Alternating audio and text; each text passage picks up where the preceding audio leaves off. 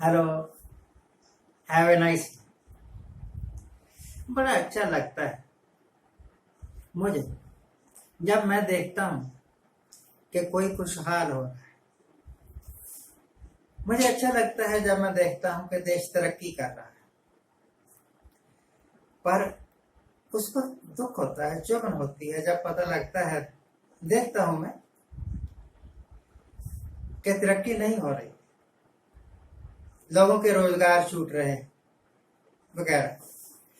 पर सरकारों को इन बातों से क्या मतलब?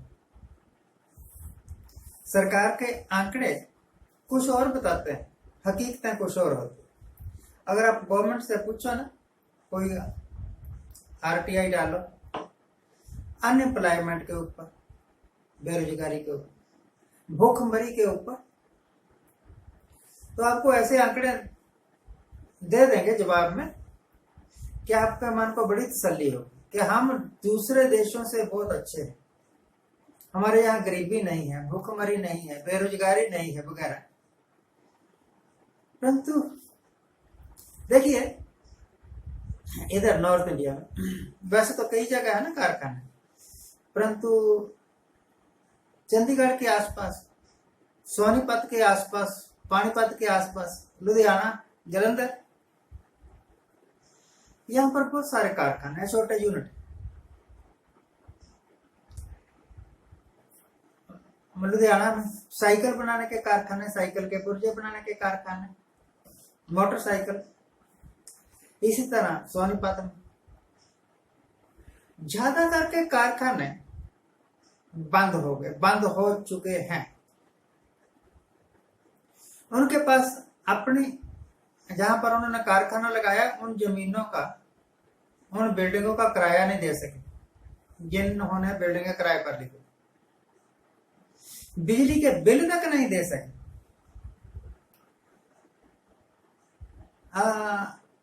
मुझे ऐसा लगता है चंडीगढ़ के आसपास ही 470 यूनिट है नट बोल्ट बनाने के कारखाना, आधे से ज्यादा बंद हो गए। डिमांड नहीं है, सामान नहीं बिका। अपने मजदूरों जो परमानेंट लेबरर है ना, उनकी तनख्वाह देनी मुश्किल है। तो कहना बड़ा आसान है कि देश तरक्की कर रहा है, फिक्र की कोई बात नहीं।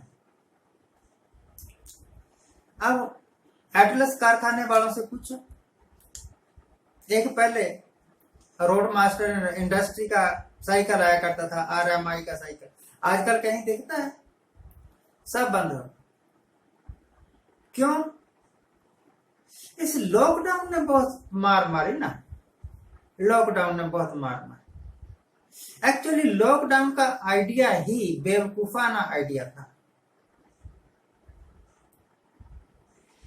ऐसा आइडिया, ऐसा प्लानिंग नहीं कर सकी हमारी सरकार कि सारा कुछ चलता भी रहे और इस बीमारी से लड़ा भी जाता रहे। सारा कुछ बंद भी कर दिया, फिर भी हजारों लोग मर गए, कल कारखाने बंद हो गए।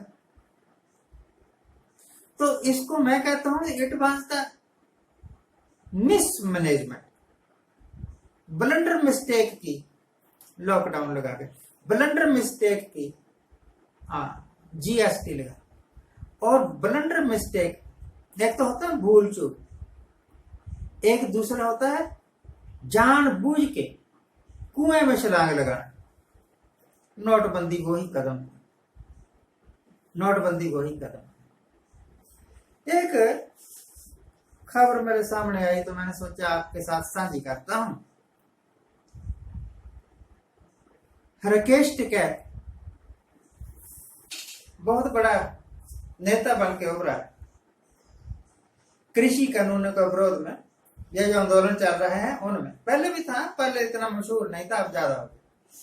वो भाई साहब कहने लगे कि जैसे हमने दिल्ली को चारों तरफ से घेरा हुआ है ना, जगह जगह अपने आंदोलन चला के टीकरी बॉर्डर पर चल रहा है और कई जगह चल रहा है भाई, 4-5 जगह चल रहा है आंदोलन।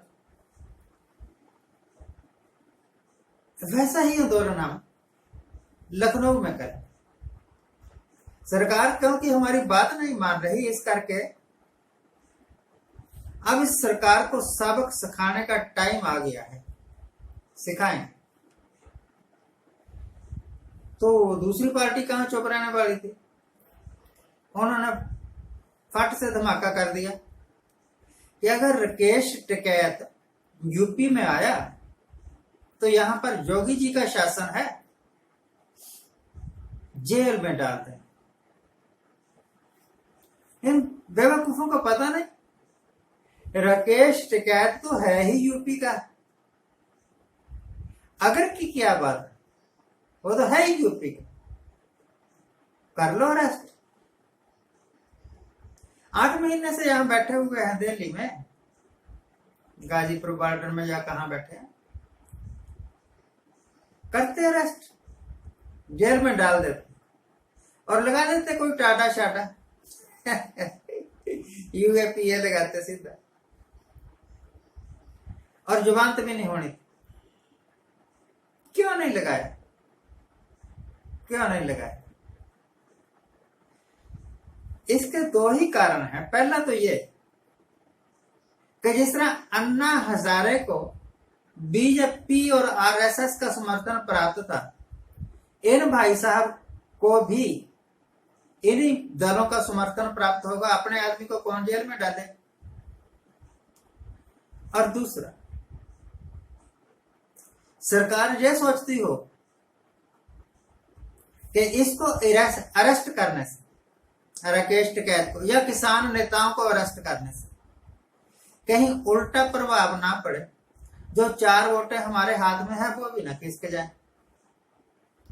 वही डॉक्टर टीका लगाता है, लगाते थे, पहले लगाया करते थे, पेनिसिलिन का इंजेक्शन लगाना और जो पेशेंट है उसको इंजेक्शन ने रिएक्ट कर देना, मौत हो जाना।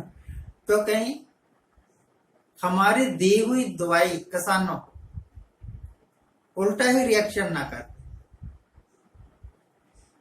तो ऐसा समझा जाता है, मुझे लगता है कि जिस तरह 2020 के मैच होते हैं ना, इसी तरह कृषि कानूनों पर ये 2020 चल रहा है किसानों और सरकार के बीच। ना सरकार हल करना चाहती है और ना किसान हल करवाना चाहते हैं। तो ये जद्दोजहद तब खत्म होगी जब बीजेपी वाले सत्ता से हट जाएंगे, और लड़ाई इनको सत्ता से हटाने की है, बीजेपी वालों को। समझता तो मोदी भी होगा, पर मोदी के समझने से क्या होता है? होना तो वही है जो उनके आपका लोग कहेंगे, हाँ? आपका लोग। तो देश कहां जाता है कोई मतलब नहीं, लोगों को कितने की तकलीफ होती है कोई मतलब नहीं। 2 बातें हैं, दोनों ही पार्टियां यही सोचती हैं। ममता बनर्जी भी यही सोचती है, सारे लीडर्स यही सोचते हैं कि क्या मेरी ईगो रह जाएगी? देश की बात में सोचेंगे, क्या मेरी ईगो रह जाएगी? ये देश के साथ गद्दारी। पहले देश फिर आप रहे या ना रहे, क्या फर्क? देश तो सदियों से है, सदियों तक रहे। आज के लिए इतना ही। आज जिनका जन्मदिन है उनको हैप्पी बर्थडे, आज जिनकी मैरिज एनिवर्सरी है उनको बहुत बहुत शुभकामनाएं। सदा सुखी रहिए, आनंद प्रशांत।